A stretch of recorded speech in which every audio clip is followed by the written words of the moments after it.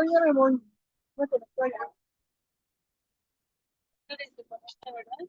Sí, ya es hora. Que vamos a ratito a la. ¿Qué provecho?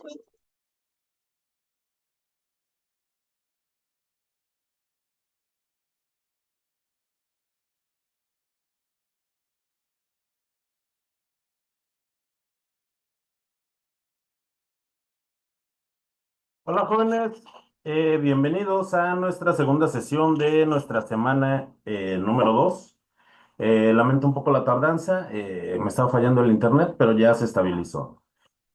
El día miércoles creo que revisamos de forma, bueno, completa e integral lo que era nuestra actividad integradora número 3, la ciencia y los fenómenos naturales. Hola Gerardo. Isela, qué bueno que ya se. Por favor, Isela, revise. Le dejé o le envié un mensaje vía correo electrónico mm, de su actividad integradora número 3. Por favor, deme los accesos para poder verificar lo que es su actividad o si se la califiqué. Hola, hola, Isela. Hola, buenas tardes. Sí, sí está calificada, maestro. Ok, bueno, entonces no puede usted. Bueno, de todas maneras doy la indicación general. Y ya que vamos a abordar nuestra actividad integradora número 4, entonces a usted sí se la califiqué. Más tarde le envío entonces a quien no me brindó acceso a su archivo. Es muy importante que lo brinden Ok. para que les pueda calificar sus actividades. Sobre todo en nuestra actividad integradora número 4, que tienen que hacer una presentación con audio. Ok. Bueno, jóvenes, ¿alguien tiene alguna duda particular respecto de nuestra actividad integradora número 3 o pasamos directamente a nuestra actividad integradora número 4, que es la que tenemos pendiente?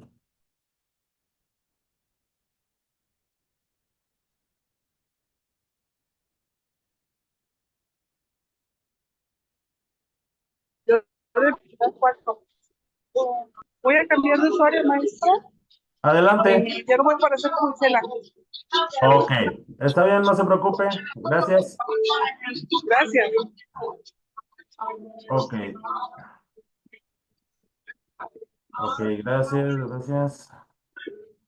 Ok, entonces vamos con nuestra actividad integradora número 4.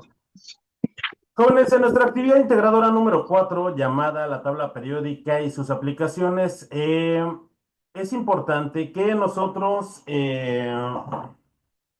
bueno, el propósito de esta actividad es comprender la estructura de la tabla periódica y las implicaciones que tiene respecto de la formación de compuestos orgánicos e inorgánicos. Para esta actividad, nosotros vamos a suponer que Margarita es una de nuestras compañeras de generación y por alguna razón no puede tener acceso a los recursos de esta semana y nos está pidiendo nuestra ayuda para que le expliquemos qué es la tabla periódica. Para poderle explicar a Margarita, nosotros vamos a hacer una presentación en PowerPoint. Y vamos a explicar los siguientes puntos. Recuerden, esta actividad integradora número 4, la explicación tiene que estar dirigida hacia Margarita, no hacia su asesor virtual, no hacia alguien más, única y exclusivamente a Margarita, cubriendo los puntos que se nos están solicitando. Para ello, ¿qué necesitamos? Nosotros necesitamos conocer la estructura de la tabla periódica, comprender la nomenclatura química y su clasificación, comprender la formación de compuestos orgánicos e inorgánicos a partir de los elementos que se encuentran presentes en la tabla periódica y conocer los elementos que se unen para formar la vida. ¿Qué es lo que nosotros vamos a entregar? Una presentación en PowerPoint con audio. Este audio tiene que ser con nuestra propia voz. Ojo, aquí es integrar audio. Nosotros no necesitamos salir a cuadro, no es necesario, pero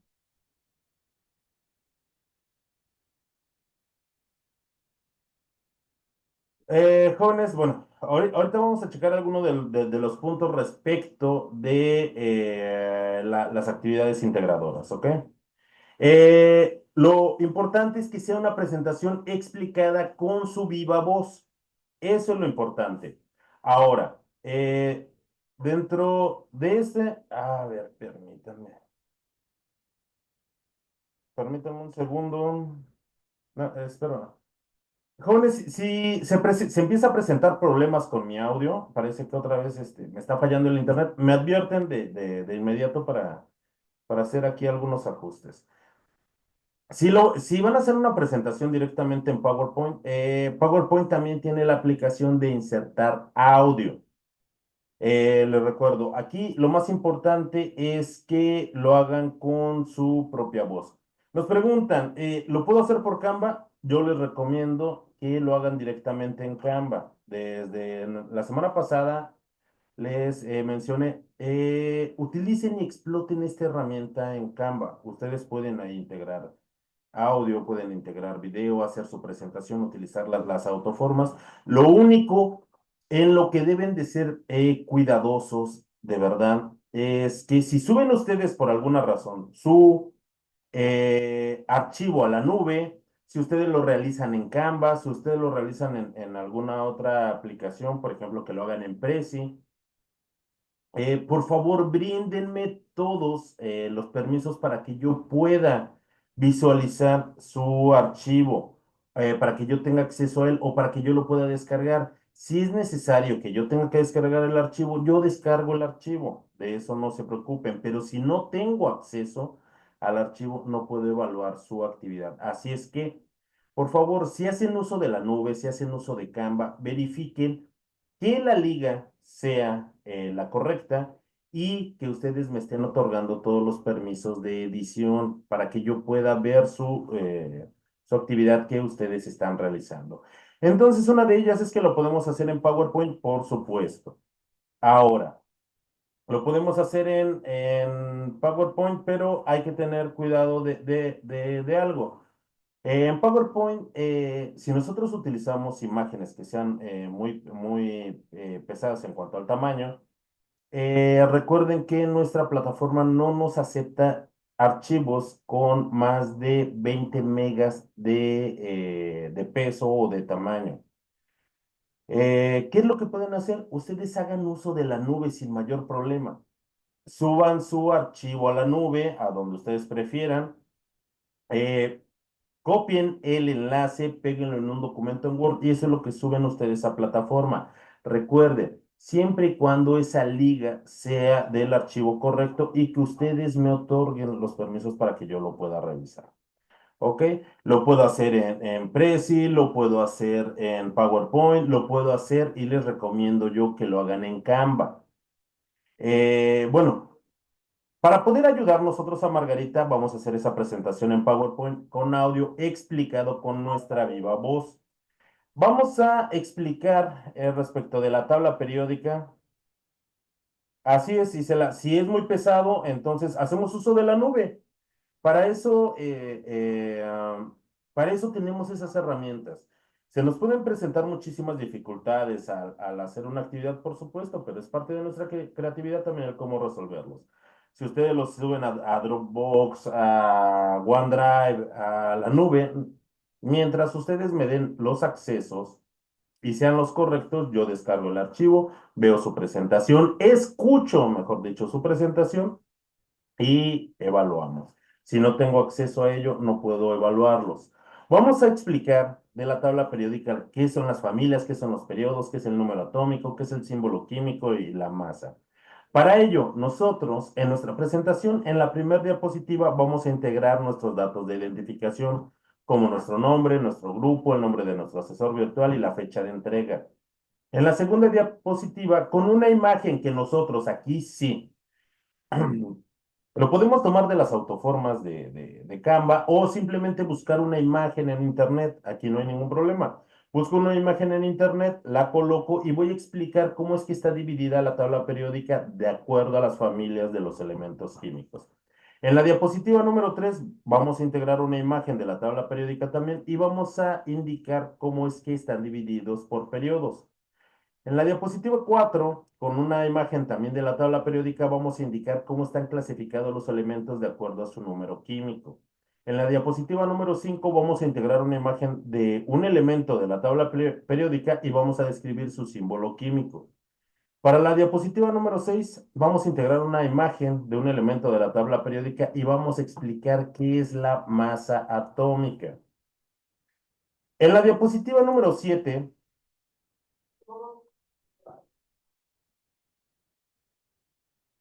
no se preocupen, manden los archivos, pero que sean los archivos correctos.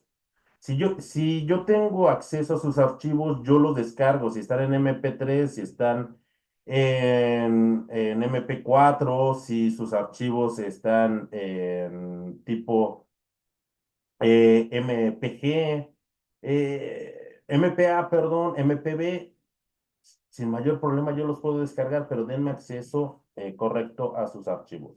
En la diapositiva número 7, por favor, vamos a responder a la pregunta, ¿por qué es importante la clasificación de compuestos orgánicos e inorgánicos? Para la diapositiva 8, vamos a mencionar 3 ejemplos de compuestos orgánicos y 3 ejemplos de compuestos inorgánicos. En la diapositiva número 9 vamos a responder a la pregunta, ¿para qué nos sirve conocer y comprender la estructura de la tabla periódica? Una vez que nosotros terminemos nuestra presentación, si es que lo hicimos en PowerPoint y pesa menos de 20 megas, lo vamos a guardar con la siguiente nomenclatura, nuestros apellidos, guión bajo, nuestro nombre y la clave de esta actividad, que es M14S2AI4. Si yo lo hago en Canva, si lo hago en Prezi, copio el enlace, lo pego en un documento y ese documento lo subo a la plataforma. Al igual que si yo lo subo a Dropbox, a Drive, a OneDrive, no hay ningún problema. Ahora, ¿qué es lo que pasa si yo necesito más diapositivas? Sin mayor problema, yo agrego las diapositivas que yo necesite. De hecho, por favor, agreguen una más para que coloquen las referencias de dónde ustedes están obteniendo esa información. Recuerden, es muy importante que sea explicado con nuestra propia voz, que tenga integrado audio. Por ejemplo, Janet me comenta, parece que subió un archivo independiente en MP3. Ok, mientras a mí me dé la liga del archivo, tal vez yo descargo su actividad y tenga que descargar el audio. Pues lo voy a tener que estar escuchando de forma simultánea, mientras cumpla con todas las características y esté bien explicado, por supuesto que es evaluable, no hay mayor problema. De preferencia, el audio tiene que ir empalmado, por supuesto, en cada una de esas diapositivas. ¿Por qué? Imaginen. Y recuerden que esa exposición no va dirigida hacia su asesor virtual, va dirigida hacia Margarita. ¿Quién es Margarita? Vamos a suponer que es una de nuestras compañeras que no tiene acceso hacia los recursos de esta semana y que nos está pidiendo nuestro auxilio. ¿Cómo les gustaría a ustedes que los ayudaran? Con una imagen y con un audio en cada diapositiva, por supuesto que sería más entendible. Yo creo que a ustedes les gustaría que fuera así, pues yo creo que a Margarita le ayudaría muchísimo más. Pero yo creo que también Margarita tendría la comprensión de, bueno, no lo pudo hacer y me mandó todo el audio integrado, pero el audio viene completo y explicando cada una de las diapositivas, pues está cumpliendo con lo de la actividad, por supuesto que es evaluable. ¿Ok? Ahora bien. Vamos ¿qué es la tabla periódica? Para nosotros, la tabla periódica, la imagen que les muestro en pantalla, la imagen resumida de la tabla periódica, es la imagen más popular y la más usada. ¿Es la única tabla periódica que existe? No, pero es la de mayor uso. Es la más popular y obedece a muchas razones. Tal vez ustedes cuando empiecen a hacer esta investigación para poderle explicar a Margarita acerca de la tabla periódica, se darán cuenta de que existen algunos otros tipos de tablas periódicas. Y bueno, la tabla periódica, jóvenes, es este gráfico donde están ordenados los elementos que han sido descubiertos, de hecho todos. Gran parte, o no gran parte, una parte de estos elementos no existen en la naturaleza, han sido creados en los laboratorios. Oficialmente, los elementos validados Es hasta el elemento 104, el Rutherfordio Kurchatowio. ¿Qué pasa entonces del elemento 5 hasta el elemento 118? Son elementos sintéticos. ¿Qué quiere decir eso? Que han sido creados en laboratorios y todavía no tienen nombres oficiales. Del elemento 1 al 104, todos esos elementos tienen nombres oficiales, están validados. Hay algunos de ellos que incluso sí son sintéticos, pero son los elementos con los que se trabaja y se puede explicar la materia. ¿Ok? Ahora, ahora, la forma como nosotros vemos ahorita en pantalla la tabla periódica es la forma resumida. ¿Por qué? ¿Qué es lo que pasa con esas dos series, con esas dos filas que aparecen en la parte inferior? Se sacan de la tabla periódica para reducir su tamaño. Si nosotros viéramos la tabla periódica original, sería muchísimo más larga porque integra estas dos series.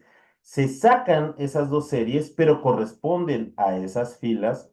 ¿Para qué? Para hacer una tabla periódica más manejable. Además de que las características que comparten con los demás elementos no se pierden por indicar que se encuentran estas dos series fuera de la tabla periódica. Estas dos series es la serie del lantano y la serie del actinio, o la serie de los lactánidos y la serie de los actínidos, como ustedes prefieran. Ahora, para ayudar a Margarita, recuerden, vamos a explicarle, por ejemplo, ¿qué son los grupos o las familias? Y aquí es algo muy interesante. Los elementos en la tabla periódica están ordenados en columnas. Cada una de esas columnas se les llama grupos o se les llama familias. Desde el 2007 hasta la fecha, esos grupos o familias están enumerados consecutivamente, iniciando desde el extremo izquierdo hasta culminar en el extremo derecho y se les dan números. Son 18, corresponden a 18 grupos o familias.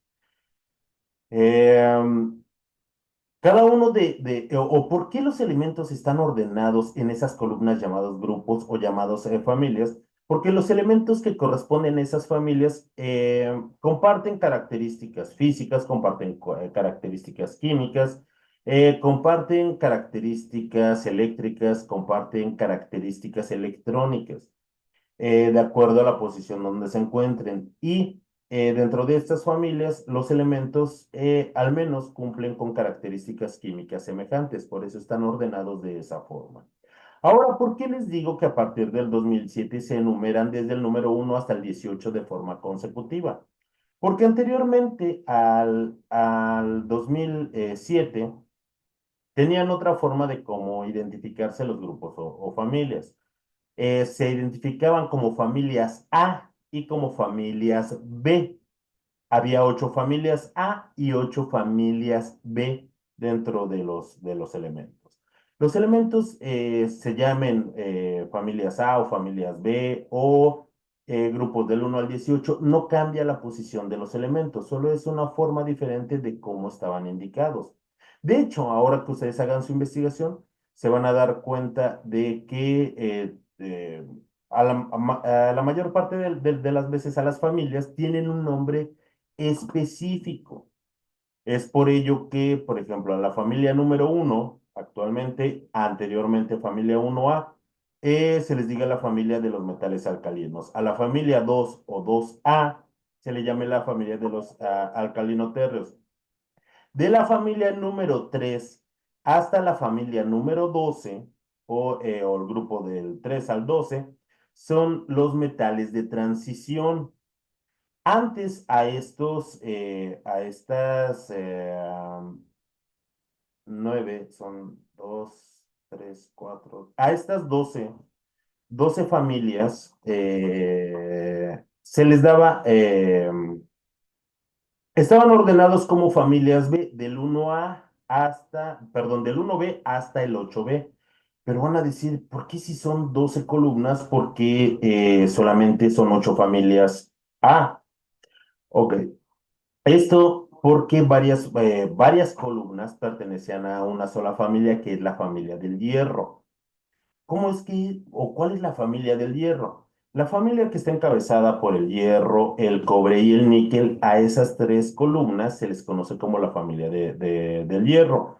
A la primer familia o la familia hoy del grupo número 3 antes 1B, es la familia del escandio, la familia del titanio, la familia del zinc, la familia del hierro. Y así al elemento que encabeza a ese grupo generalmente es el nombre de la familia al que se le da.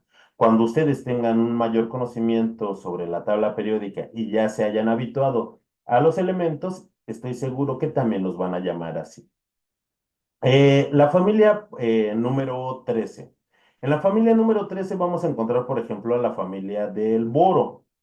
A la 14 la familia del carbono. También se le llama la familia de los carbonoideos.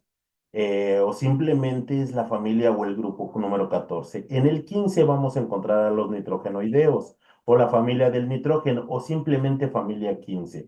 En la 16 a la familia de los calcógenos, a la familia del oxígeno. A la familia número 16 o anteriormente era la familia 7A. Como sea, todos los elementos que comparten características con el oxígeno se encuentran dentro de esa columna. A la familia número 17 es una de las más populares y sobre todo por la importancia de formación de reactivos, es la familia de los halógenos. También se le llama la familia del flúor o anteriormente la familia número 8A. Hoy en día es la familia número 17.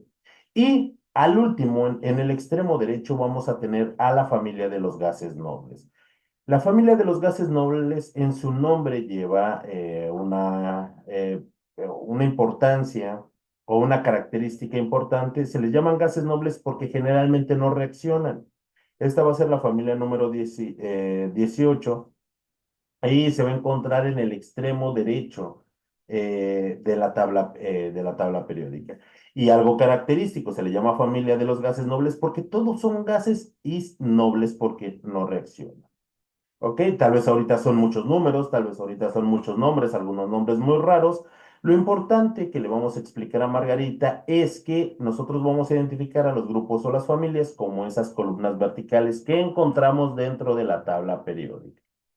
Y así como están ordenados los grupos en columnas verticales, pues también están identificados y en posiciones específicas en esas filas horizontales. A las filas horizontales se les llaman periodos y solamente existen 7 periodos en la tabla periódica. Van a decir, ¿y qué pasa con los dos que están hasta abajo? Pues recuerdo, esas dos series que están hasta abajo de la serie del lantano y de la serie del actino, o de los actínidos, van dentro de lo que es el periodo número 6 y 7. Van dentro de la tabla periódica. Por comodidad se sacan. Ahora, ¿de dónde vienen estos 7 periodos? Si ustedes recuerdan el modelo atómico de Born, recuerden que Born no solamente hizo su modelo atómico, recuerden que él determinó que los electrones estaban en niveles electrónicos. Aquellos electrones que tenían más energía se encontraban en un nivel superior. Cada uno de estos niveles que determinó Born, que eran 7, van a corresponder a estos periodos en la tabla periódica. Algo también importante de la tabla periódica es que horizontalmente comparten características electrónicas muy importantes. ¿Qué quiere decir esto? Respecto de la cantidad de electrones que tienen, todos los elementos que se encuentran en esas filas horizontales van a querer tratar de alcanzar la estabilidad del gas noble al cual corresponden dentro de esa propia fila. ¿Qué es configuración electrónica? ¿Qué es de lo que nos están hablando? Lo importante que nosotros le tenemos que explicar a Margarita es que los elementos también están ubicados en esas filas horizontales llamadas periodos y que también los elementos que están dentro de un mismo periodo van a compartir características específicas entre ellos. Ah, miren, por ejemplo, en la tabla periódica que les muestro ahorita en pantalla, ahí sí están identificados como familias 1A y como familias B. ¿Ok? Esto era anterior al 2007, pero hoy en día también se siguen utilizando esta clasificación para las propias familias. Familias, columnas verticales, periodos, filas horizontales. ¿Qué es lo que pasa con el número atómico? El número atómico es muy importante y este número nos pone de manifiesto características de esos átomos. Todos los elementos constan de un número atómico único y es un número entero. Ese número atómico nos va a indicar la cantidad de protones que los átomos de ese elemento tienen en el núcleo, en su núcleo atómico. Recuerden, nosotros ya conocemos lo que son los modelos atómicos y sabemos que en el núcleo existen tanto protones como neutrones. El número atómico va a corresponder a la cantidad de protones que tienen esos átomos de esos elementos en su núcleo. ¿Por qué es importante este número? En primera, porque nos da un ordenamiento progresivo de todos los elementos de la tabla periódica. Todos se empiezan a enumerar a partir de la primera familia y nos movemos de forma horizontal por los periodos. Así es que el hidrógeno va a tener el número 1, el helio hasta la familia número 18, hasta el otro extremo va a tener el 2. Seguimos al siguiente periodo con el litio, con el número 3, el berilio con el 4, el boro con el 5, con el 5, el carbono con el 6, el nitrógeno con el 7, el oxígeno con el 8, el flúor con el 9, el neón con el 10, sigue el sodio con el 11, el magnesio con el 12 y así sucesivamente hasta llegar al elemento 104. Si ustedes quieren darle un seguimiento hasta el 118, no hay ningún problema. Pero ese número atómico nos dice la cantidad de protones que tiene los átomos en su núcleo. ¿Por qué además es importante este número? Porque de forma indirecta también nos dice la cantidad de electrones que tiene ese átomo. Recuerden, en todos los modelos atómicos llegaron a la misma conclusión. Los átomos de los elementos que se encuentran en su forma basal o que no están reaccionando o que se encuentran solitos, su carga eléctrica va a ser neutra. ¿Qué quiere decir? Que tiene la misma carga de protones que de neutrones. Este número atómico que nos indica la cantidad de protones, indirectamente nos está diciendo la cantidad de electrones que tiene también ese elemento. ¿Ok? ¿Qué es lo que pasa con el símbolo químico? El símbolo químico es un símbolo, es universal. En cualquier idioma, los símbolos químicos no van a cambiar. El símbolo químico para los elementos va a ser una codificación que puede ser de una o de dos letras. Cuando es de una sola letra, esta siempre va a ser mayúscula. Y cuando corresponde a una codificación de dos letras, la primera siempre va a ser mayúscula y la segunda siempre va a ser minúscula. Ahora, el hidrógeno, por ejemplo, el elemento más sencillo es de símbolo H. El helio, que es hasta el otro extremo, de símbolo HE. Bueno, ese es su símbolo. Si nosotros nos damos cuenta en nuestro idioma, que es el español, por ejemplo, pues más o menos checa. Helio H, oxígeno O, nitrógeno N, aluminio Al, su símbolo, eh, cobre Cu. ¿Por qué el cobre no sería mejor Co en vez de Cu? Eh, Vamos a ver algo importante. A lo largo de la historia, y cómo se fueron descubriendo los símbolos químicos, pues lo hicieron científicos de diferentes nacionalidades.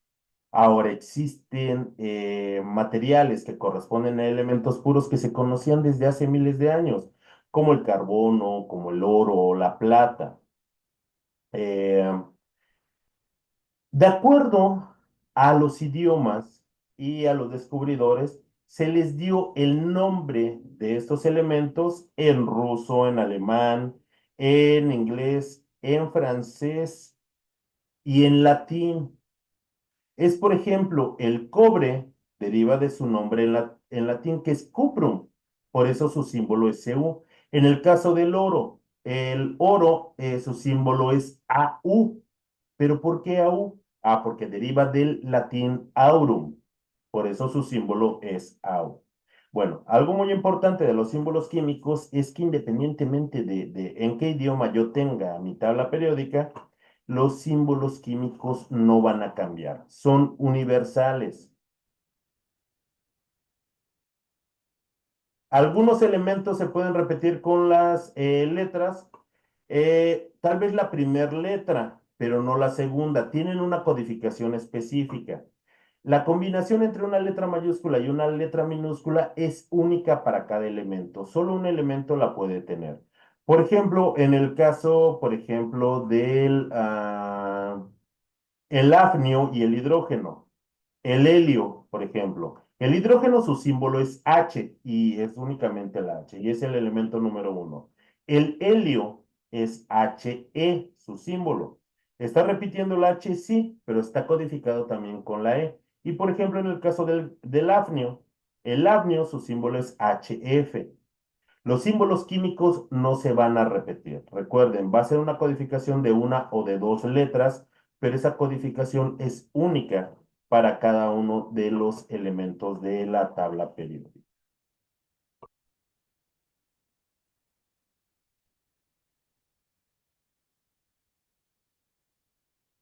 Ah, ok. Sí, en este caso, jóvenes, para algunos elementos es, y también derivado, a que de nuestro idioma en español deriva de las lenguas romances, como lo es el francés o en el caso del latín, por ello es que tal vez esos símbolos encajen con con el origen etimológico de ese elemento, pero no para todos. Por ejemplo, el hierro. El hierro es de símbolo Fe por ferrum.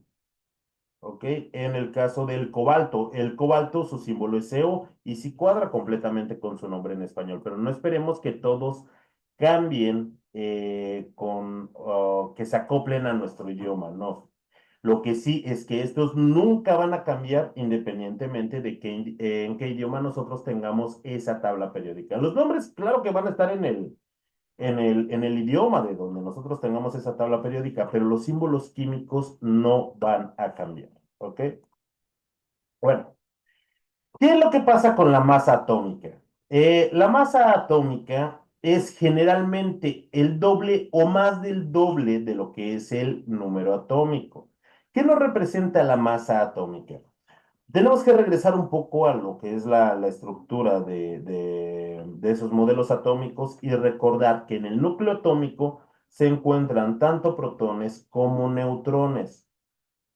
Ahora, eh, solamente se considera la masa en el núcleo. ¿Por qué? Porque los electrones tienen una masa 1000 veces más pequeña que lo que son los protones. Por ello solamente se consideran tanto protones como neutrones. Y algo muy importante, los elementos en la tabla periódica, exceptuando el hidrógeno y de lo que es el helio hasta el calcio, tienen la misma cantidad de protones que neutrones. Pero a partir del escandio empiezan a tener una mayor cantidad de neutrones en el núcleo, esto para poder estabilizarlo.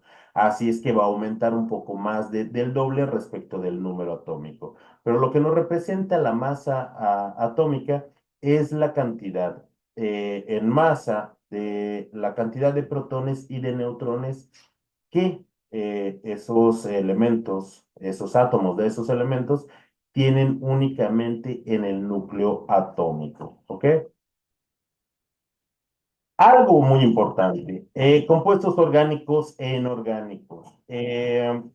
¿Por qué clasificar entre compuestos orgánicos y compuestos inorgánicos? Y hay que tener mucho cuidado.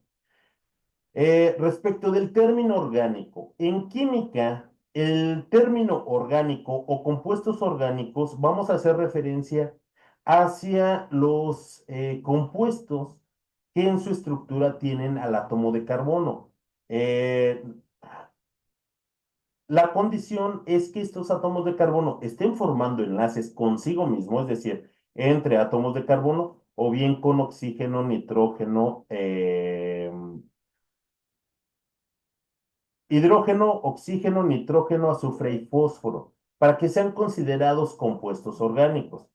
ya que hay algunos compuestos, por ejemplo, los carbonatos no están considerados como compuestos orgánicos, sino compuestos inorgánicos. También algo muy importante. Hoy en día existen mucha terminología para el concepto orgánico. Y el concepto orgánico respecto de la mercadotecnia nos implica que es de un origen natural. No tiene nada que ver con lo que es la clasificación de los compuestos orgánicos, ya que los polímeros sintéticos que están hechos a base de carbono son compuestos orgánicos. Entonces, ¿cómo voy a identificar un compuesto orgánico respecto de un compuesto inorgánico y cómo se lo voy a explicar a Margarita? Ah, porque los compuestos orgánicos tienen características particulares. El enlace que los caracteriza es un enlace covalente. Los átomos de carbono presentan concatenación. Pueden presentar isómeros, es decir, moléculas que tienen el mismo peso molecular pero diferente orientación espacial. Y aquí con esta característica es donde nosotros podemos identificar mejor a los compuestos orgánicos. La mayor parte de los compuestos orgánicos se queman. ¿Se queman por qué? Porque dentro de su estructura tienen carbono.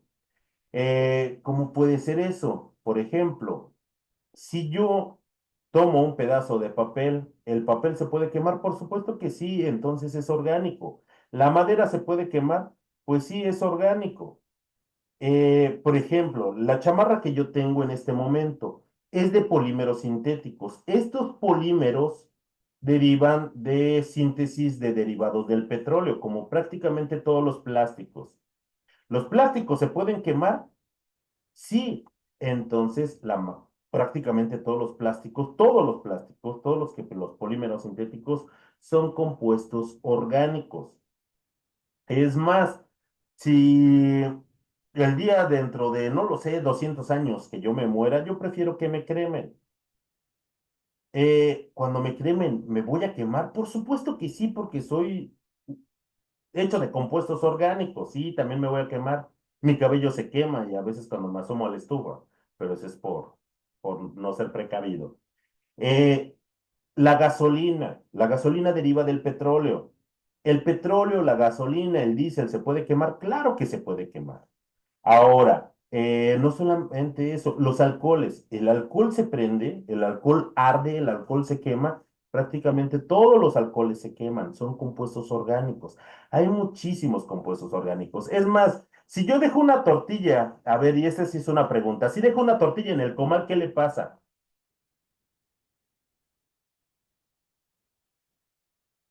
Ya nadie quiere responder.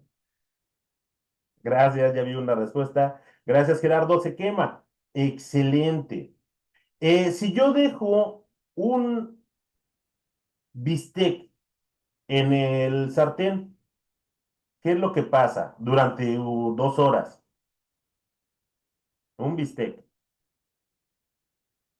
Muy bien, se quema. Se hace chicharrón, por supuesto, se quema. Si yo dejo zanahorias, papas, incluso unos limones en un comal prendido mucho tiempo, ¿qué va a pasar? Se va a quemar. ¿Qué es lo que pasa si yo pongo azúcar en un sartén?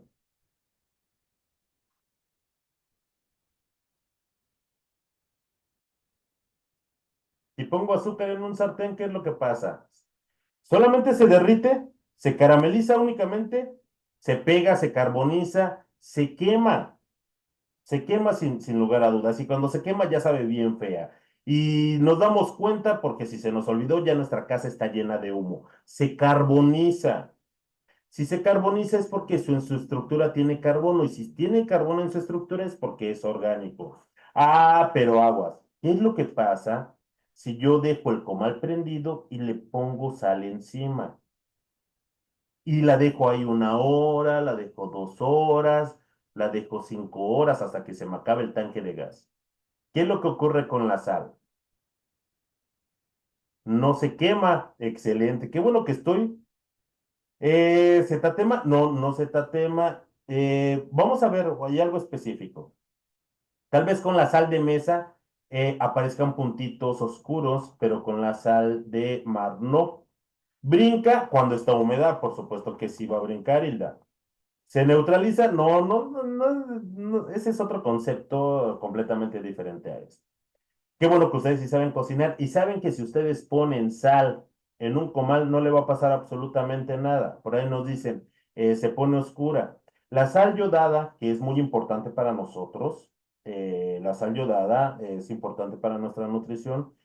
Tal vez aparezcan puntos oscuros, pero eso es por la cantidad de yodo que tengan. Si nosotros ponemos sal de grano, sal marina directa, nosotros no vamos a observar ningún cambio, ni siquiera se va a derretir, pero claro que va a estar caliente, así es que no la toquen.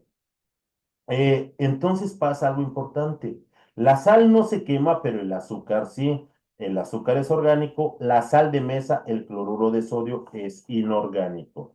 De esa forma nosotros podemos identificar rápidamente si un compuesto es orgánico o es inorgánico. El que los plásticos sean de síntesis, sean productos sintéticos, no quiere decir que no sean orgánicos. Por supuesto que son orgánicos porque tienen carbono dentro de su estructura. Vamos a terminar de ver esta parte. Son solubles en compuestos orgánicos generalmente. Sus reacciones son lentas y rara vez cuantitativas. Eso es lo que caracteriza a los compuestos orgánicos. ¿Qué ejemplos tenemos? Tenemos que poner aquí ejemplos de compuestos, por favor, no de materiales. Eh, Muchas veces me ponen la madera. Claro que la madera es orgánica, pero ¿de qué está formada la madera? Ah, la madera está formada por compuestos como celulosa y como hemicelulosas, al igual que el papel. ¿Son compuestos orgánicos? Claro que sí. Las proteínas, sí, pero específicamente qué proteínas, la actina, la miosina, la hemoglobina. Ahora, las proteínas están formadas a través de aminoácidos. No, no se tienen que mencionar los elementos, se tienen que mencionar los compuestos. Por ejemplo, en el caso de las proteínas están formadas a su vez por aminoácidos. Todos los aminoácidos están formados por carbono, oxígeno, nitrógeno y demás, pero eso no es lo que es necesario para esto, sino el nombre de esos compuestos que forman a los aminoácidos y a su vez a las proteínas, como la metionina, el triptofano, la arginina, el ácido glutámico, la fenilalanina. En el caso, me van a poner los alcoholes. Sí, pero ¿qué alcoholes? Por ejemplo, está el metanol, el etanol, el propanol, el isopropanol, el pentanol. Hay muchísimos alcoholes y todos ellos son orgánicos. Azúcares. Me van a poner el azúcar. No, el azúcar es un material que nosotros consumimos, pero el azúcar está formada de lo que es sacarosa. Y a su vez la sacarosa está formada de glucosa y de fructosa. Muy bien, el alcohol etílico, ese es el nombre del etanol. La sacarosa es el nombre común de lo que es el azúcar de mesa. Existen otros azúcares como la gulosa, la manosa, la galactosa, la lactosa, eh, hay treosas, hay muchísimos, hay más de 140 millones de compuestos orgánicos sintetizados hasta este momento. Más, y faltan muchísimos. En el caso de los chetos o las frituras, por supuesto que son compuestos orgánicos. Si yo aviento un cheto al fuego, este se va a quemar. Al igual que si aviento un Dorito Nacho, se va a quemar. ¿De qué está? A ver, ¿de qué está hecho un Dorito Nacho? Pues de masa de maíz. ¿De qué está hecha la masa del maíz? De almidones. Y los almidones están hechos de moléculas de glucosa. ¿Ok? Ese es lo importante, el nombre de ese compuesto. Si ustedes ponen almidón, ok, almidón es correcto. Si ponen algo más específico como glucosa, también es correcto. Están hechos también de fructosa. ¿Ok? ¿Qué pasa ahora con los compuestos inorgánicos? Los compuestos inorgánicos se caracterizan porque el enlace más frecuente dentro de sus estructuras es el enlace iónico. No presentan concatenación, no presentan isomería. Generalmente muy pocos arden o se queman. Eh, por ejemplo, ya dimos el ejemplo de la sal de mesa. La sal de mesa, por más que yo la deje en el comal prendido, nunca, ni siquiera se va a fundir, ¿no? ¿El agua será orgánica o será inorgánica?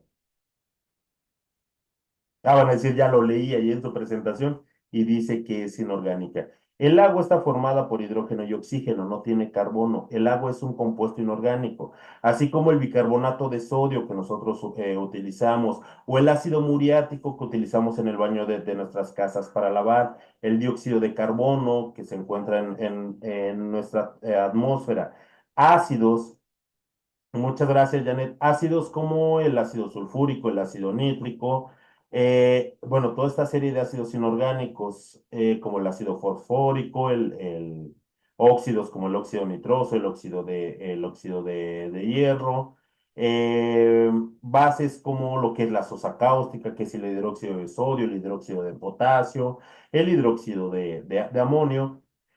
Hay más de 35 millones de compuestos inorgánicos. Solamente nos están pidiendo tres que mencionemos y con eso es suficiente. Recuerden, tres orgánicos y tres inorgánicos. Y espero que hayan aprendido, por ejemplo, a diferenciar o cómo identificar más rápido un compuesto orgánico respecto de un compuesto inorgánico. Recuerden, no tiene que ver si es natural o es sintético, no, eso no tiene nada que ver respecto de lo que son los compuestos orgánicos e inorgánicos.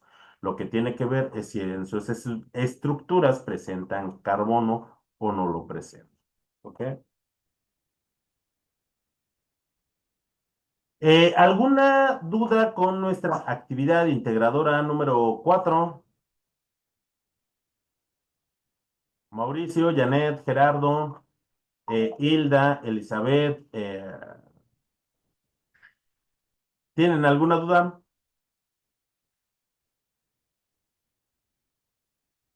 Isela, ¿no? Ahora, chicos, ¿tienen alguna duda respecto de su actividad integradora número 3? No por el momento. Bueno, si llega el momento en el que les llega a tener dudas y es antes del domingo en la noche, por favor escríbanme por medio de nuestro foro. Para aquellos que no han podido ver todavía nuestra sesión del miércoles pasado, se las recomiendo y hablamos acerca de nuestra actividad integradora número 3. Hoy creo que, espero que haya quedado claro, cómo le tenemos que explicar nosotros a Margarita para nuestra actividad integradora número 4. Jóvenes, es un gusto estar con ustedes. Me despido y que tengan una muy bonita tarde. Hasta luego. Adiós, Elizabeth. Adiós, Mauricio, Hilda, Gerardo, Janet. Que tengan una muy bonita tarde. Igualmente, adiós. Buen fin.